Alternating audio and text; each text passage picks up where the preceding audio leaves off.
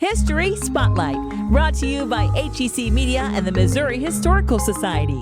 Hello, I'm Dr. Jody Sowell, president of the Missouri Historical Society in St. Louis, and this is History Spotlight. Forest Park boasts many beloved traditions, but sledding on Art Hill stands out as a cherished St. Louis experience, full of joyful chaos. This popular winter activity began in 1904 when World's Fair construction workers tested the hill. Public historian Amanda Clark discusses how the sledding tradition has thrived for over a century, continuing to attract families and thrill seekers alike.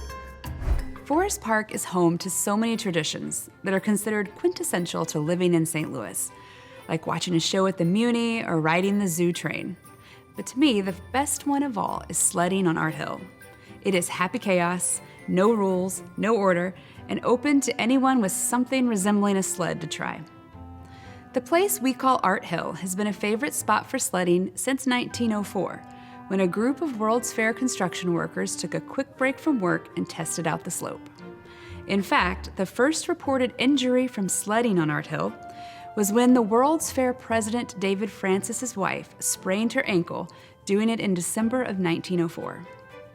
By 1907, sledding on Art Hill became an official activity, overseen by the Parks Department. The newspaper announcement at the time noted that before the World's Fair, that particular hill was too steep for sledding, but with the regrade, it was perfect. The first few years, though, the city made a specific area for sliding down the hill. It wasn't like today's free-for-all.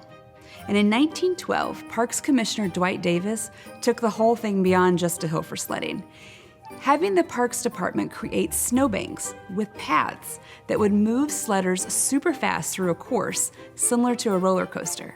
The entire path was reported to be 1.5 miles long, crossing the frozen Grand Basin and shooting off into the park. By the 1930s, the city started putting bonfires at the top to warm up sledders. They would also from time to time spray the hill with water to create an icy layer on top of the snow.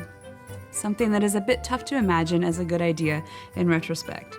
While anytime someone is flying down a frozen incline there is danger involved, it has definitely been more dangerous in the past. In 1960, there was a particularly tough day. The newspapers reported over 5,000 people sledding on Art Hill. 3 kids slid into the lake, and there were multiple crashes with serious injuries.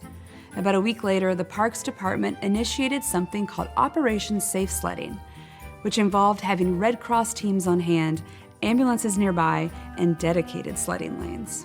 Luckily, none of this danger ever got the best of city officials, and 120 years after the close of the World's Fair and Mrs. Davis's sprained ankle, the tradition is still going strong.